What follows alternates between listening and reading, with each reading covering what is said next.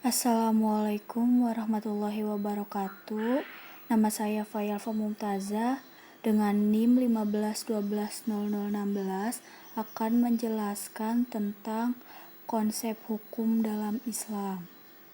Sebelumnya, hukum, peraturan atau norma adalah suatu hal yang mengatur tingkah laku manusia dalam suatu masyarakat, baik peraturan tingkah laku manusia dalam suatu masyarakat, baik peraturan atau norma itu berupa kenyataan yang tumbuh dan berkembang dalam masyarakat maupun peraturan atau norma yang dibuat dengan cara tertentu dan ditegakkan oleh penguasa.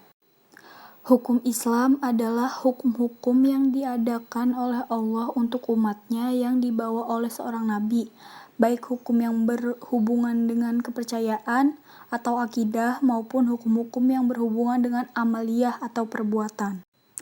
Dengan adanya hukum dalam Islam berarti ada batasan-batasan yang harus dipatuhi dalam kehidupan. Hukum Islam dibagi ke dalam dua bagian. Yang pertama, bidang ibadah atau ibadah mahdah. Ibadah mahdah adalah tata cara beribadah yang wajib dilakukan seorang muslim dalam berhubungan dengan Allah seperti sholat, puasa, zakat, dan haji bagi yang mampu. Yang kedua adalah bidang muamalah atau ibadah ghairu maddah. Muamalah adalah ketetapan Allah yang langsung berhubungan dengan kehidupan sosial manusia, yang sifatnya terbuka untuk dikembangkan melalui ijtihad manusia yang memenuhi syarat untuk melakukan usaha itu. Sumber hukum Islam yaitu ada 3. Yang pertama Al-Quran, yang kedua As-Sunnah, dan yang ketiga Al-Ijtihad. Yang pertama Al-Quran. Al-Quran adalah kalam Allah yang diturunkan melalui perantaraan malaikat Jibril kepada Rasulullah SAW dengan menggunakan bahasa Arab disertai kebenaran agar dijadikan hujjah atau argumentasi dalam hal pengakuannya sebagai Rasul dan agar dijadikan sebagai pedoman hukum bagi seluruh umat manusia. Di samping itu merupakan amal ibadah bagi yang membacanya, sebagaimana dalam surat An-Nisa ayat 105 dalam Al-Quran. Yang kedua adalah As-Sunnah.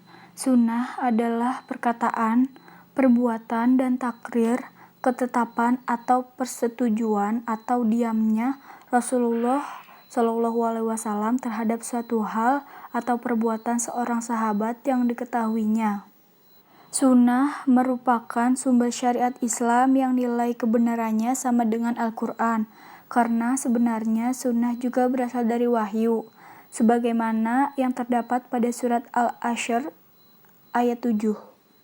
Yang ketiga yaitu Al-Ijtihad. Al-Ijtihad yaitu berusaha dengan keras untuk menetapkan hukum suatu persoalan yang tidak ditegaskan secara langsung oleh Al-Quran dan hadis, dengan cara mengenali kesesuaiannya kepada Al-Quran atau hadis oleh ulama-ulama yang ahli setelah wafatnya Rasulullah.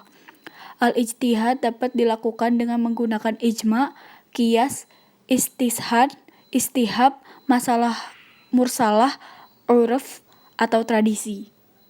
Selanjutnya yaitu syarat mujtahid.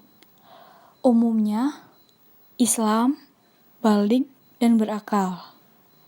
Pokok, mengetahui Al-Quran, Sunnah, masakid syariah, dan waqid al-fiqhiyah.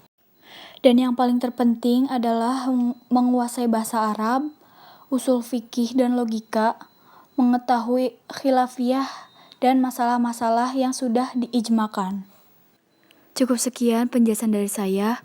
Mohon maaf apabila ada salah kata atau kata yang tidak berkenan. Terima kasih. Wassalamualaikum warahmatullahi wabarakatuh.